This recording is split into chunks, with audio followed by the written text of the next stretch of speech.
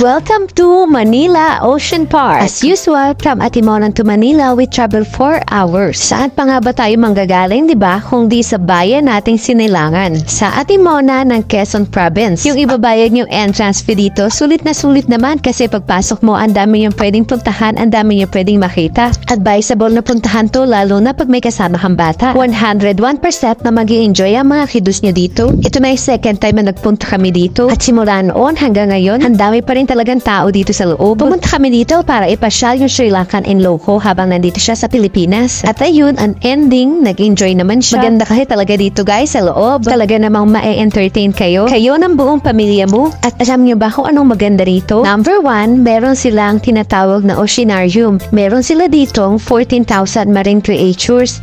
Ang dami, di ba? At ang pangalawa na pwede mong puntahan o makita dito, yung Trails to Antarctica. Kaya kung hindi ka pa nakakakita ng penguin, dito makakakita ka at ang dami pa. At hindi lang yon, pwede ka pang magpa-picture. May charge nga lang siya na 700 per picture. At ang pangatlo na pwede mong puntahan dito, ang All-Star Bird Show. Dito naman sa All-Star Bird Show, makikita mo yung mga matatalinong ibon dito. Maaaliw ka sa mga tricks nila. At pang-apat, ang paborito ko, Sea Lion Show. Siya nga pala, kung first time ang pupunta dito sa Manila Ocean Park, bago ka pumasok sa loob, mas maganda mo nang malaman mo kung ano yung timing nila sa Sea Lion Show. Kami kasi sa sobrang excited namin pumasok sa loob, hindi ko na naitanong, kaya paglabas namin, ayun, tapos na pala yung show.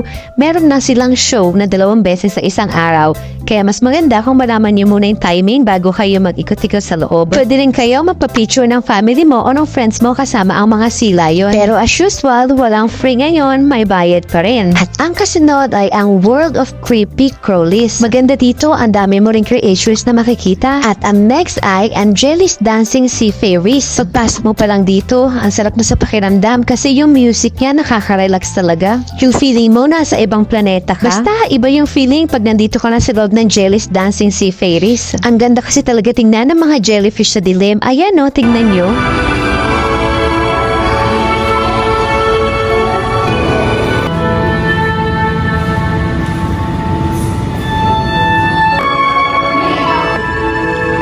Ang sarap sa mata at saka sa tunog ng music niya. At ang pinakahuli naman ay yung Super Toy Collection. Halos lahat na ata na superhero dito nyo makikita. Meron din sila ditong largest toy collection. Kaya yung mga kids nyo na mahilig sa superhero, dito talagang mag-i-enjoy sila. Nabanggit ko nga pala guys yung Sea Lion Show at saka yung Bird Show. Wala akong video doon kasi nahuli na kami sa live show nila. Meron lang kasi silang timing, hindi katulad dito sa loob na anytime pwede mong makita. Kaya sa mga live show nila dito, mas maganda kung malalaman nyo muna yung mga timing nila para hindi nyo rin ma-miss katulad namin. Hanggang dito na lang muna ulit yung video natin. Bye-bye!